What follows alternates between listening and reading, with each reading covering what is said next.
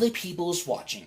I'd like to remind everyone that this video is not made for kids. This video is very independent and investigated for all the fans on YouTube. Enjoy my video.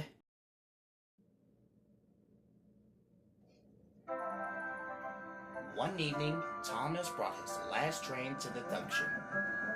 Percy was glad to see him. Are you on your way to the big station, Thomas? Yes, I am. Why? Because I'm going there too. I think something's up. Toby looked up to the sky. Where? No, Toby, not up there. Down here, laughed Thomas. How can something be up when it's down? Thomas was too excited to explain. Bust my buffers, cried Thomas. Look over there. Mavis, Loco, Bill, Ben, Donald, Oliver, and Douglas paraded through. Good evening, you three, whistled Donald. Sorry, we cannot stop. Sir Topham Hatt wants us all together at the sheds. What's this all about? Asked Thomas. Sir Topham Hatt has a plan, answered his driver. Come on. So they followed the other engines to the big station at the end of the line.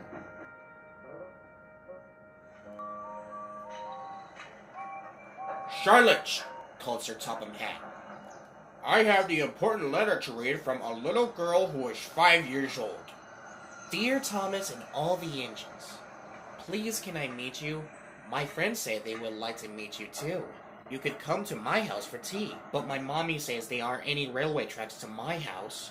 Can you come to the big city instead? Thank you very much. It seems, continues Sir Topham Hatt, there are many boys and girls who would like to meet you. Therefore, we are all going to the big city far away. Hooray! Hooray! The engines whistle. Silence!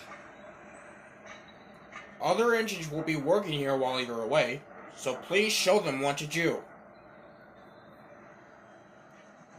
As Annie and Clarabelle are going to the big city too, Thomas and Oliver practice with some other coaches.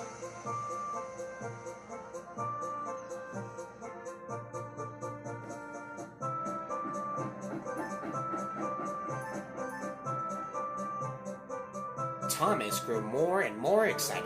Well, too excited for his own good. I'm glad I'm a splendid engine, he puffed. Sir Topham Hatt thinks I'm a really useful engine. I had a race with Bertie once. I rooshed through the tunnel and stopped on an inch from the buffers. Then Thomas made his mistake. Just like this, he boasted.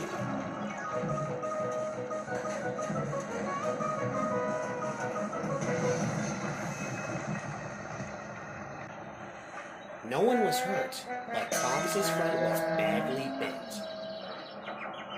Sir Topham Hatt came to see Thomas's huge mess. Don't worry about this, Oliver. I'll send out the workmen. But if they come mend Thomas in time, we'll have to go to the big city without him. Poor Thomas. 8 o'clock next morning, the engines waited after the junction.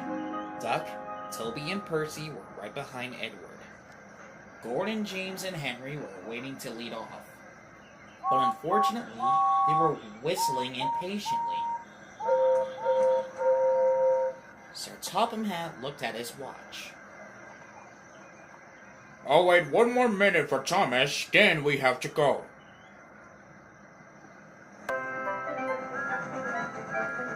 Oh, thank goodness you're still here, panted Thomas. I hope we're not late, as it's just after 8. The conductor blew his whistle and waved his green flag. The engines cheered. Look out, big city! Here we come!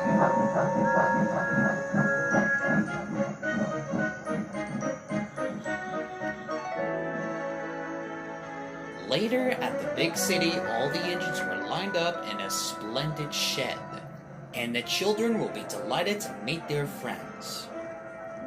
I'm glad the little girl wrote to us, Thomas whispered to Percy.